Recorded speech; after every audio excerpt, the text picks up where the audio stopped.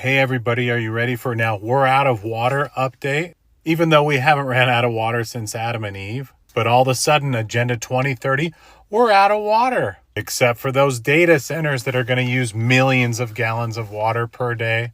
The 2,000 to 3,000 data centers that are being built right now in America. Those are okay. Let's start with Utah. Something this big is on the line. What about the tool on natural resources?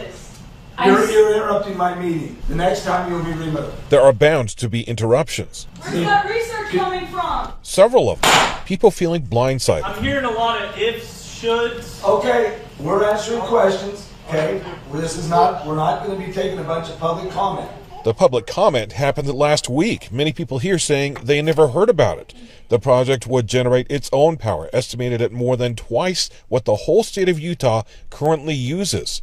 Utah's Military Installation Development Authority, or MIDA, is working with the developer. The data centers are expected to use closed-loop cooling systems. That means water is brought in initially, but then reused over and over again. Gas from a Nevada pipeline would help generate the power, all of it supporting military AI needs and cloud computing that they say the U.S. is falling far behind on. But with such a rushed process, people here are slow to give their trust. I need my water to take care of my cattle. If they're going to allocate 13,000 acre feet of water and then not use it, I just don't believe them. So now this is what's happening in Utah. Coming to a state near you. Now let's move on over to Arizona. The city of Phoenix is anticipating serious cuts to our water supply from the Colorado River. We are certainly at a point where the risk of unilateral federal action is very high. It's a day they've been preparing for, and with it, more action will need to be taken. Right now, the City of Phoenix Drought Management Plan is at stage 1, which focuses on educating the public on water conservation. It's a warning that water is running out, and it's worked, like homeowners getting rid of the grass in their yards and using more water-efficient appliances.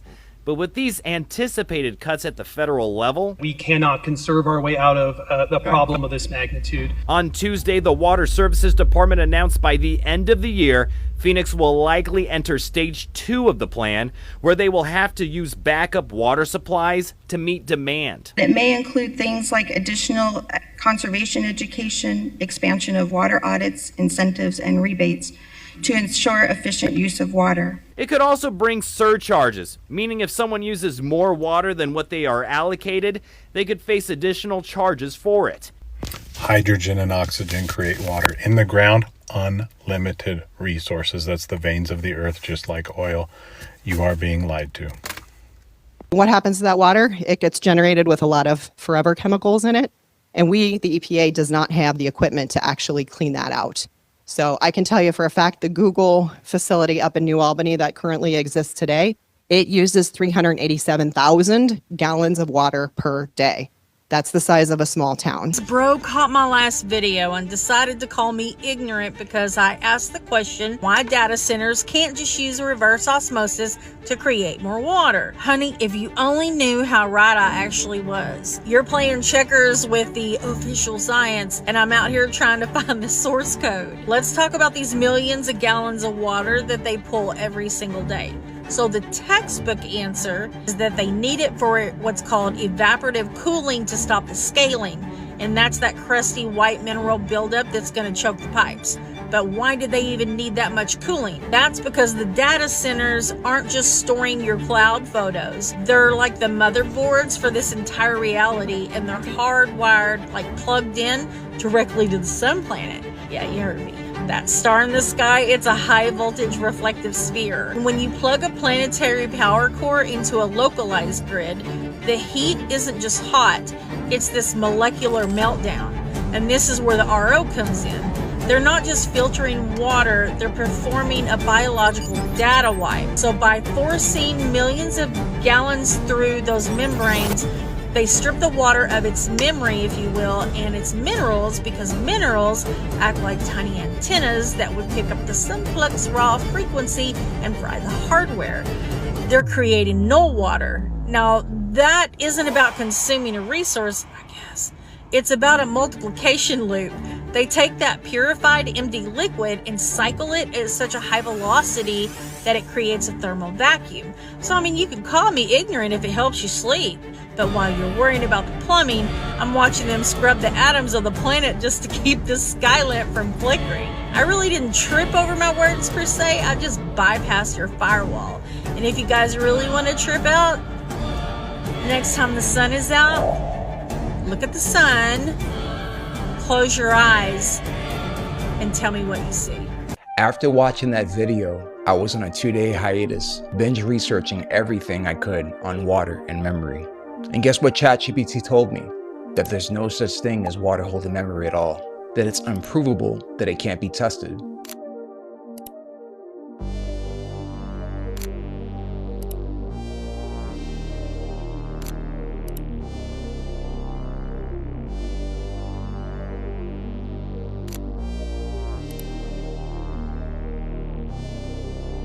We all know by now that the human body is comprised of 40 to 60% water. And we, the human beings, have thoughts and emotions and everything else that exists in our own biofield. Everything that exists in our biofield is our consciousness. What are the odds that you go to convey all the information that was presented in that video, go to ChatGPT, only for ChatGPT to come back and say, it's all fringe, it's all conspiracy, it's all cap. There is no such thing as water holding memory.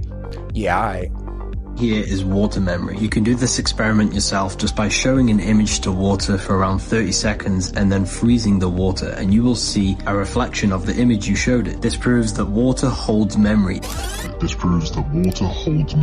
It has consciousness. This is because water can change its structure depending on the vibrations it comes into contact with. This is where things start to get a bit crazy with words. Placing the word schizophrenia in water and then freezing it shows this image of a double-faced person. This proves that water is intelligent and is reacting to vibrations of the words. Now that you understand this concept, what do you think happens when you are drinking Monster Energy, or with cans which imprinted the word of death? You are drinking crystallized water with the imprinted vibration of death. You are filling 70% of your body, which is water, with the vibration of death. Tap water is mixed with sewage and all sorts of toxins inside of these facilities. Although they may remove some of the toxins from the water, the crystallized vibration of this water is still very bad. The ancients didn't just build beautiful water fountains for no reason. They had a purpose of moving the water so that it restructures the vibration of the water. Water is basically the internet of the earth. It has consciousness and intelligence.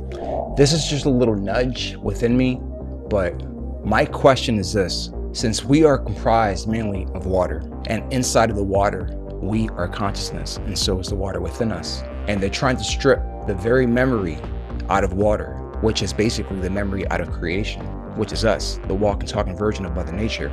Does this mean that they're trying to strip the memory from all consciousness of humanity?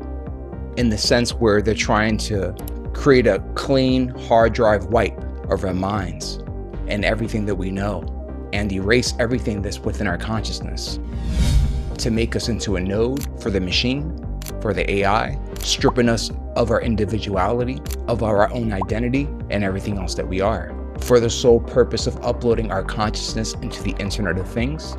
Am I reaching? What do you think? Spam your thoughts in the comments below.